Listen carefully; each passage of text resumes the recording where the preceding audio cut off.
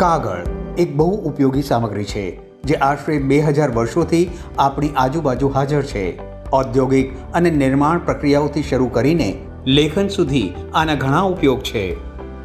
વિશ્વના કાગળ એટલે કે પેપર અને પેપર બુક ઉત્પાદનમાં ભારતના કાગળ ઉદ્યોગનું યોગદાન 1.6% છે. આખા ભારતમાં કુલ 720 કાગળ મિલ છે, જેમાં દર વર્ષે 153 લાખ ટન કાગળનું ઉત્પાદન થાય છે અને 52 GJ ટન સરેરાશ ઉર્જાનો વપરાશ થાય છે. આટલા મોટા પ્રમાણમાં વપરાશની સાથે ઉર્જાની બચત પણ જરૂરી હતી. All these I attribute to the excellent PAT scheme that was announced by the government. આ બધાનો શ્રેય હું સરકાર દ્વારા ઘોષિત ઉત્કૃષ્ટ પેટ યોજનાને આપું છું. આણે હકીકતમાં આપણા ઉદ્યોગને વધારે ઉર્જા કુશળ બનાવવામાં મદદ કરી છે. એવું નથી કે આ ઉદ્યોગ ઉર્જાના વપરાશને લઈને ચિંતિત નથી, પણ પેટ યોજનાએ આ તરફ ધ્યાન અપાવ્યું છે. હકીકતમાં ઉદ્યોગે દૈનિક આધારે પેટ પર ધ્યાન આપવું પડશે.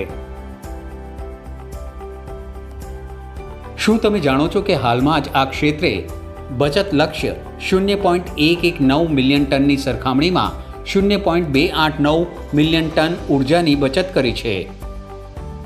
એનો અર્થ એ છે કે જે બચત થઈ છે તે ઉર્જા દક્ષતા બ્યુરો દ્વારા 31 લુગદી અને કાગળ ક્ષેત્રના નિર્દિષ્ટ ઉપભોક્તાઓ માટે અધિસૂચિત બચત લક્ષ્ય કરતાં 143% વધુ છે.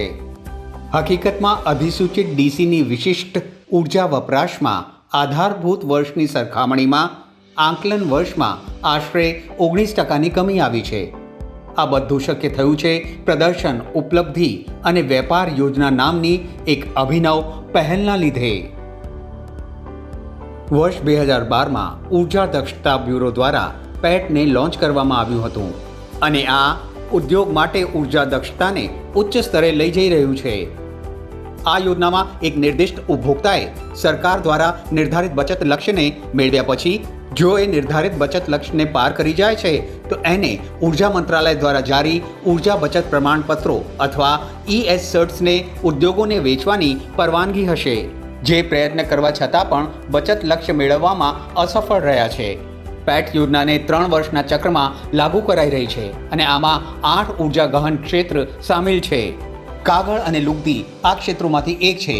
આ ક્ષેત્રમાં ડીસીસે નિવેશ કર્યું છે અને નવી કાર્ય પદ્ધતિ અને ઉન્નત પ્રૌદ્યોગિકીને અપનાવી છે, જે એમને બચત લક્ષ્યને મેળવવા અને પરિણામ સ્વરૂપ વધારે ઉર્જા કુશળ બનવામાં મદદ કરે છે. All our engineers and all our operators, they continuously focused on energy conservation ideas. મારા બધા એન્જિનિયરો અને બધા ઓપરેટરોએ સતત ઉર્જા સંરક્ષણની અવધારણા પર ધ્યાન કેન્દ્રિત કર્યું અને એમાં સુધાર માટે એમણે નાના પરિવર્તન કર્યા છે અને જે પણ પરિવર્તન થયા છે એના પરિણામ સ્વરૂપ બધી મિલમાં ઉર્જાની બચત થઈ છે અને અમે પેટ ચક્ર 1 માટે અપાયેલા લક્ષ્યને મેળવી શક્યા છીએ. જો તમે આમાંથી અમુક યોજનાઓને જોશો તો તે છે ફ્યુલ સ્વિચ અને હીટ રિકવરી સિસ્ટમ અને પીવી સિસ્ટમ ઓપ્ટિમાઇઝેશન. કોઈ એક પેપર મશીનમાં ટર્બો બ્લોઅર ઇન્સ્યુલેશન અને LPGને હટાવવું. અને આ ઉપાયો દ્વારા અમે દિવસ દીઠ ઉર્જા ઉપભોગને 80 કિલો ઓછો કરવામાં સફળ રહ્યા. એટલે કે અમે 80 કિલો LPGની બચત કરી છે અને અમારા એક ટર્બાઇનમાં હીટ રિકવરી પ્રોસેસ દ્વારા અમે લગભગ 140 લાખ પ્રતિ વર્ષ બચાવ્યું છે અને સ્ટ્રીપર સંયંત્રમાં બદલાવ કરીને 1.5 ટન લાઇન એટલે કે ચૂનાની નાણાકીય બચત કરી છે. આ યોજના ન ફક્ત ઉદ્યોગોને ઉર્જા બચત પહેલમાં મુદ્રીકરણના લાભોને સમજવા યોગ્ય બનાવે છે, પણ આના કરતાં પણ મહત્વપૂર્ણ વાત એ છે કે આ ઉર્જા વપરાશમાં કાર્બન ડાયોક્સાઇડના ઉત્સર્જનમાં કમીને પણ પ્રોત્સાહન આપી રહી છે. પેટ ચક્ર 1 હેઠળ 0.5 મિલિયન ટન કોલસાની બચત થઈ છે અને એકલા આ ક્ષેત્રે કાર્બન ડાયોક્સાઇડના ઉત્સર્જનમાં 4%ની કમી કરી છે. આ બધા ઉપાય જળવાયુ પરિવર્તન વિશે ભારતના વધારે ઉત્તરદાયી હોવાના જ ભાગ છે, કારણ કે માનવજાતિએ જરૂરિયાત કરતાં વધારે સંસાધનોનું શોષણ કર્યું છે, જેનાથી ગ્લોબલ વોર્મિંગ અને જળવાયુ પરિવર્તન જેવી સમસ્યાઓ વધી છે, જે આજે વિશ્વ માટે સૌથી મોટો પડકાર બન્યો છે. આના કારણે આપણું અસ્તિત્વ જોખમમાં પડી ગયું છે.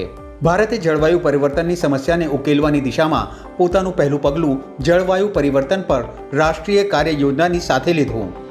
વર્તમાનમાં NAPCC હેઠળ 8 મિશન સંચાલિત છે અને ઉર્જા દક્ષતા વધારવા માટે રાષ્ટ્રીય મિશન એમાંથી એક છે. પ્રદર્શન, ઉપલબ્ધિ અને વેપાર યોજના એટલે કે પેટ ઉર્જા દક્ષતા વધારવા માટે રાષ્ટ્રીય મિશનના ઘટકોમાંથી એક છે.